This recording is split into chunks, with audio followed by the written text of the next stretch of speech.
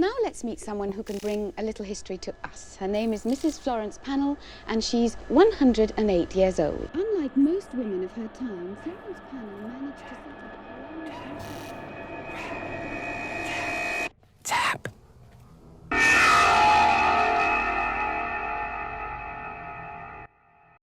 Was supposed to go on a date. Emily. We'd been texting for a couple weeks. Flirty, fun, stupid little inside jokes that made me feel good in a way I hadn't in a long time. She even called me cute, said she liked quiet guys.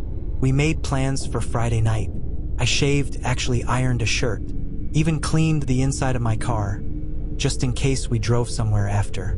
But when I texted her that afternoon to confirm, nothing came back. No response. Hours passed. Still nothing. I tried not to spiral. Maybe something came up. Maybe she lost her phone. Maybe I was just ghosted again. Happens. Still, I kept checking. Over and over. Like an idiot. With the evening suddenly free and nowhere to be, I figured I'd finally crawl into the attic and check the water damage above the kitchen. It had been on my to-do list for weeks, and I needed something to do. Something to feel useful. The attic was cramped, filled with old boxes and that pink cotton insulation that always makes your skin itch. I aimed my flashlight at the far end, near the exterior wall. That's when I noticed it.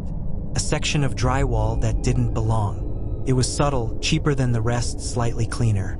No seams, no screws, just a slab of board sealed with cracked, yellowed caulk. I don't know why, but I started cutting it open. Something in me went still. Not curious, not anxious. Just quiet. Autopilot. The blade of my box cutter slipped in easy, like the wall wanted to open. A few slices, some pressure, and the board shifted inward with a soft crack. Cold air pushed out. Behind it was a hidden room. No windows, no furniture, just a low ceiling, raw beams, and a bare bulb dangling from a wire. It trembled in the draft I'd let in. The smell hit first. Rot, piss, copper. The kind of stink that clings to wood, seeps into the grain, and never leaves. A smell that knows. The floor was warped and stained. Dark patches across the boards. Deep gouges in the planks like someone had clawed them raw. Blood, long dried, had soaked into the slats and left them black and swollen. In the middle of the room sat a mattress. Foam, yellowed, soaked through. No sheets, no blanket, just filth.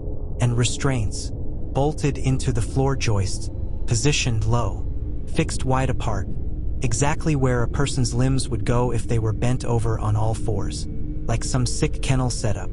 Exposed, vulnerable. At first, I figured it was some redneck sex dungeon left behind by the previous owner. Maybe a place to film kink videos or do meth or whatever kind of shit gets tucked away and forgotten in these old houses. I even laughed. That weird, off-key kind of laugh that means you're unsettled but pretending not to be. But I couldn't sleep that night. Not a second. Every time I closed my eyes, I saw the scratches. The warped floor. The way the bulb had swayed as if something had just been there. So the next morning I went back up. Told myself it was curiosity. Maybe even closure.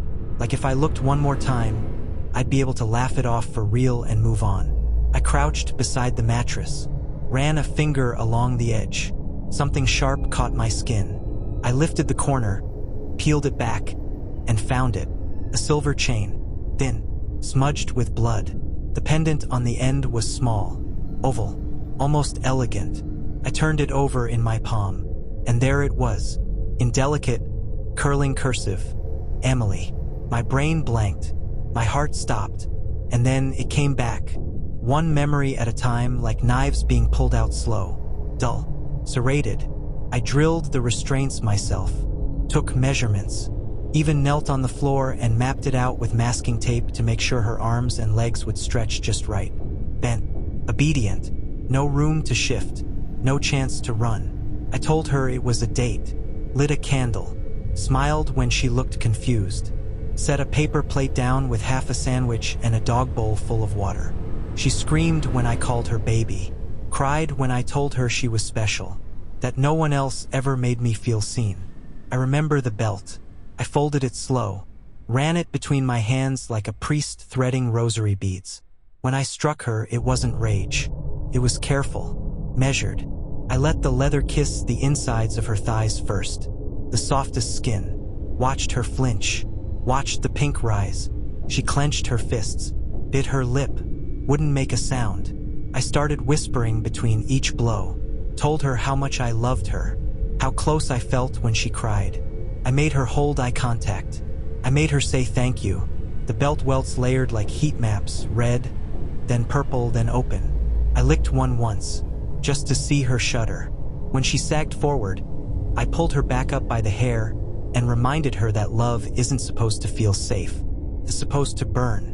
When she stopped calling me sweetheart, I held her hand like I was about to propose. I kissed her palm, told her she had pianist fingers. Then I broke them, one by one. Thumb first, a hard, fast bend, snap. Index, slower. I watched the tendons stretch like taffy before they popped. Middle, that one fought. I had to brace her hand against the floor and lean in until the bone gave with a wet little crunch. She screamed until her throat gave out. I didn't stop. I kissed the bruises as they swelled. When she pissed herself, I didn't even speak. Just grabbed her by the ankle and dragged her to the corner. Cleaned her with a rag and cold water. Not out of kindness. I just couldn't stand her smelling like anything but me. She wasn't allowed to speak unless it was to say she loved me. I made her say it again and again until her voice cracked and the words sounded like vomit. I told her it was the most beautiful thing I'd ever heard.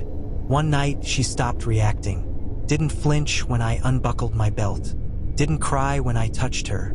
Didn't beg. Just stared at me, like I wasn't there anymore. So I picked up the hammer.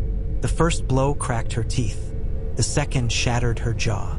The third buried itself in her temple and stuck. I had to pry it out like a nail.